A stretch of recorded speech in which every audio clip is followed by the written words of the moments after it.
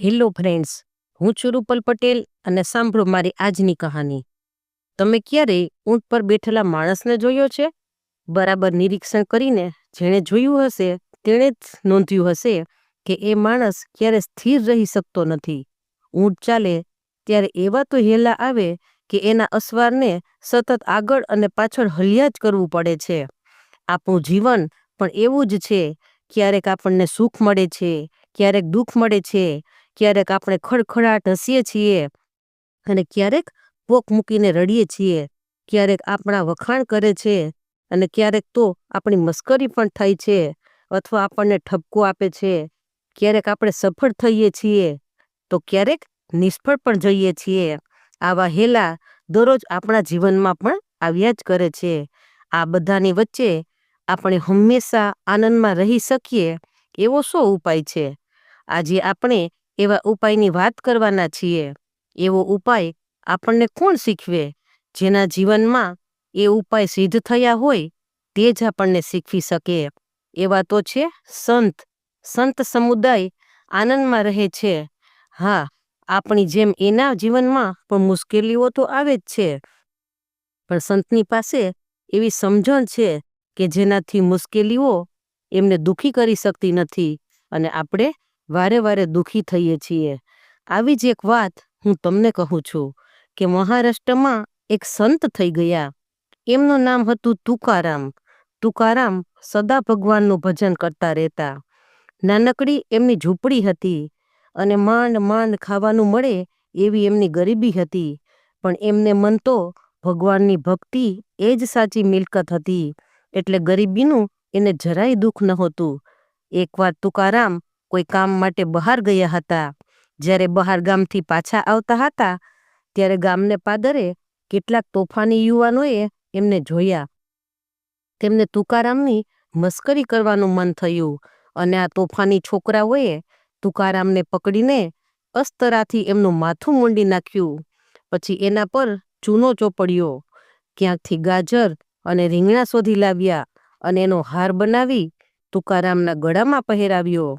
પછી એક રખડતું ગધેડું પકડી લાવ્યા. તુકારામને એના પર બેસાડ્યા.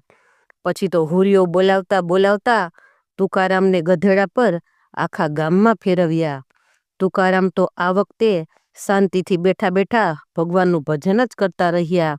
એમનો તો એ વખતે પણ આનંદ જ હતો, પણ તુકારામના પત્નીએ આવી સવારી જોઈ ત્યારે તેને અત્યંત દુઃખ થયું.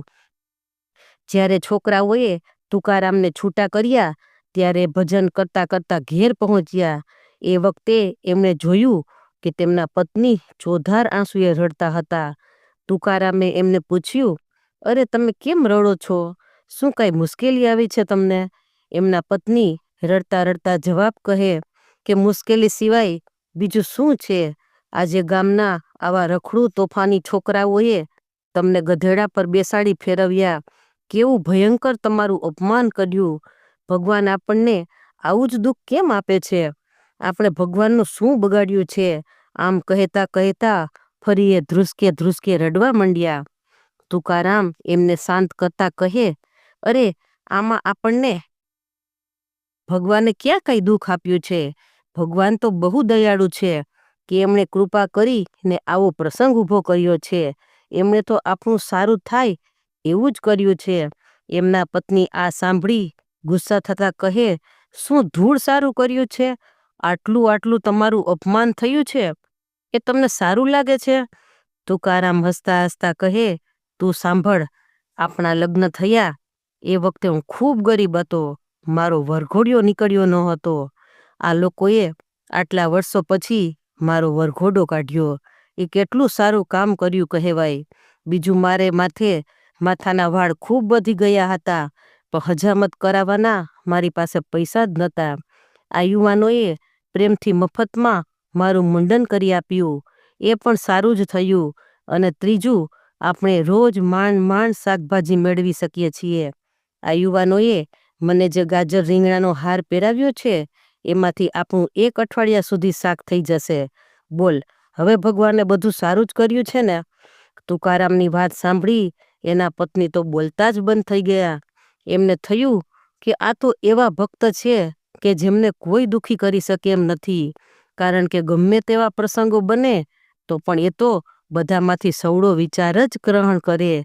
આને કહેવાય પોઝિટિવ થિંકિંગ અને ભગવાન પરનો ભરોસો. Thanks for watching. Please like, share and subscribe.